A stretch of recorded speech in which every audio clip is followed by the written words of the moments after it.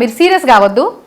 మల్లారెడ్డి విద్యా సంస్థలు ఇవన్నీ కాపాడుకోవాలంటే ఎవరు అధికారంలో ఉంటే అక్కడ ఉంటేనే వీటన్నిటికీ సేఫ్ అని మీ మీద కొన్ని ఆరోపణలు వస్తున్నాయి. అండ్ పార్టీ మారుతారు అని చెప్పి కూడా గట్టి టాక్ ఉన్నది. అట్లాంటిది ఏమైనా ఆలోచన ఉందా మీకు? చూడు, మీకు అందరికీ మళ్ళీ నన్ను చూడంగానే రకరకాల ఆలోచనలు వస్తాయి.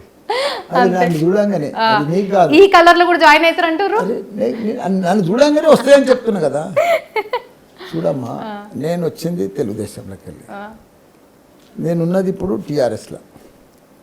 నాకు మినిస్టర్ ఇచ్చిర్రు, యూనివర్సిటీ ఇచ్చిండు, మళ్ళీ ఇప్పుడు ఎమ్మెల్యే అయినా, గవర్నమెంట్ పోయింది.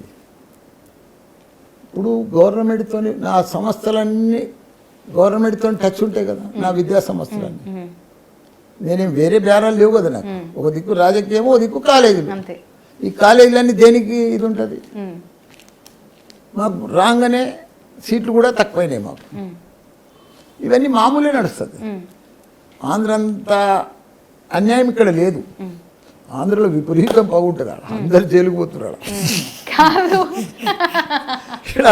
కాదు సార్, ఇప్పుడు మీరు పార్టీ మారే ఆలోచన అయితే ఏం లేదు, ఇలానే ఉంటుంది. ఎందుకు ఉంటుందమ్మా? 73 ఏళ్ళు.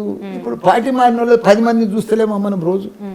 అన్ని అబద్ధాలు అడవలసి వస్తుంది. నేను ఇంకా టీఆర్ఎస్లోనే ఉన్నా, నేను కాంగ్రెస్ కాండువ కప్పుకోలేదు. ఇవన్నీ అబద్ధాలు అంటే నేను ఇంత బతికి నాకు వద్దు. పోతే నిమ్మడంగానే పోతా. మారుతున్నా అని చెప్పేస్తా. ఇంటుంటుంది, పోతే అయితే అదేంటి.